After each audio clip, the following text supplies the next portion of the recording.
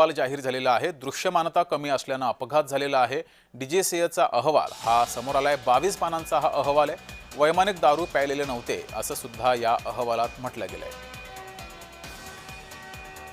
तर दृश्यमानता कमी असल्याने हा अपघात झाल्याचा निष्कर्ष काढण्यात आलेला आहे। या अहवालाकडे अनेकांचं लक्ष होतं। नेमका हा अपघात कशामुळे झाला याचं नेमकं कारण काय आहे याकडे साऱ्यांचं लक्ष होतं आणि या संदर्भातील अहवाल समोर आलेला आहे। अजित पवार विमान दुर्घटनेच्या अहवालामध्ये दृश्यमानता कमी असल्यामुळे हा अपघात झाल्याचं समोर आले आणि निष्कर्ष काढला गेला। सोबतच वैमानिक दारू प्यायलेले नव्हते असं सुद्धा या अहवालात म्हटलंय। अन्यही काही कारणं या अहवालामध्ये आहेत, मात्र सर्वात महत्त्वाचं दृश्यमानता कमी असल्यामुळे हा अपघात झाल्याचा निष्कर्ष हा काढण्यात आला। दरम्यान या अपघातावर अनेक शंका उपस्थित केल्या गेल्या होत्या, अनेक सवाल हे उपस्थित केले गेले होते। या संदर्भातील अहवाल समोर येणार, यानंतर या अहवालाकडे साऱ्यांचं लक्ष होतं आणि हा अहवाल समोर आलाय। या अहवालामध्ये दृश्यमानता कमी असल्याने अपघात झाल्याचं निष्कर्ष काढण्यात आलाय।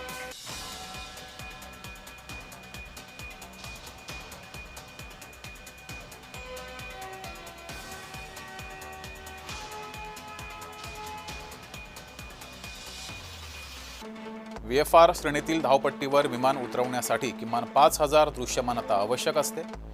या अहवालातील महत्त्वाचा भाग आपण पाहतोय। बारामतीच्या दिशेने जाताना विमानाच्या क्रूनं दृश्यमानता किती आहे असं विचारलं। त्यावर बारामती टॉवरनं दृश्यमानता 3000 मीटर आहे असं उत्तर दिलं। त्यानंतर पायलटनं विमानतळाला एक घिरटी मारायचं ठरवलं। घिरटी मारल्यावर आता मला धावपट्टी दिसतीये असं पायलटनं सांगितलं। त्यावर बारामती टॉवरनं लँडिंगची परवानगी दिली।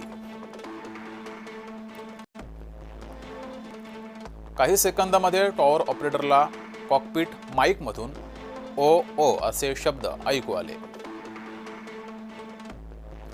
त्यानंतर काही सेकंदातच धावपट्टीच्या उजव्या बाजूला विमान कोसळलं। टेक ऑफच्या आधी दोन्ही पायलट्सची मध्य चाचणी ही नकारात्मक आली होती। VTSSK हे विमान शेवटचं सुरतला जाऊन आलं होतं। 27 जानेवारी रोजी पहाटे 2 वाजता हे विमान मुंबईला परतलं। मुंबई सुरत फेरीच्या पायलट्सना विमानात काहीच बिघाड आढळला नाही।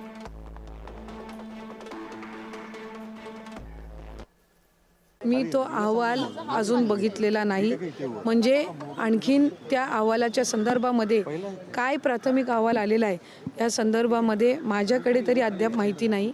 आपल्या माध्यमातून जे कळलेलं आहे त्यानुसार जर प्राथमिक अहवाल आलेला असेल तर त्या प्राथमिक अहवालाचा म्हणजे आम्ही निश्चितपणाने आम्ही सगळेच त्या संदर्भातली माहिती घेऊ